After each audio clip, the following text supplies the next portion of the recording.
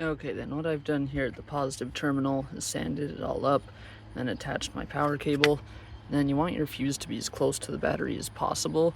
That way everything behind the fuse is protected. So we run it kind of back here. We have my fuse sitting right here. And if you follow that power cable, it goes right there into this rubber boot.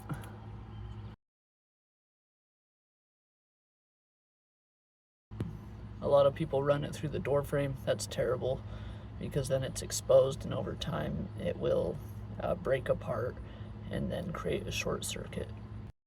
So as you can see, it came out right there. And what I've done is feed it through here, through these clips, and under our seat.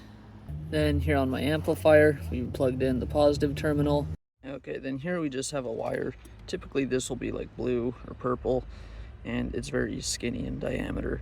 But basically one end goes into your radio, and it's a little signal that tells the amplifier, hey, the radio is on, you should also power on. So one side will go into the back of the radio, one side will run to the amplifier.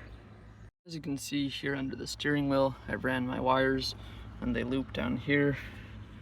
They're going to be going under the seat. As you can see, these clips actually just open up. You can tuck wires in them and run them through here. So here's the back of our radio. Here's the wire that we fed to the amplifier. And here on our aftermarket radio, as you can see, it says remote turn on. So we're going to connect these two like this. You could solder them, electrical tape, wire nut, however you prefer. Let's go ahead and connect this.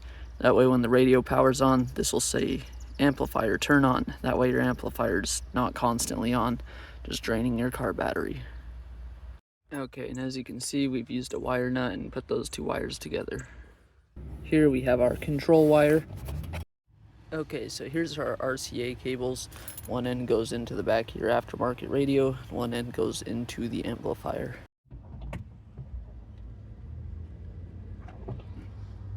Now I've got those cables plugged in.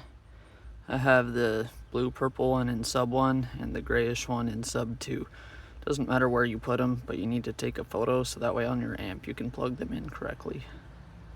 Here what I've done is connect those two auxiliary cables to my amplifier. As you can see, there's L for left, R for right. Let's go ahead and plug that in. Make sure to match left to left from the amplifier to the radio and right to right.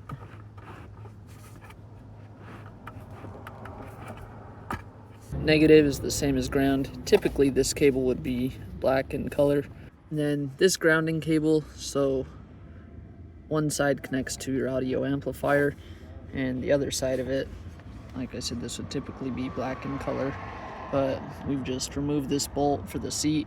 It goes to the frame of the vehicle and screwed that down. Sometimes you have to sand away the paint because the paint will not create a proper ground. Then here we have our wires that go out of the amplifier to our subwoofer.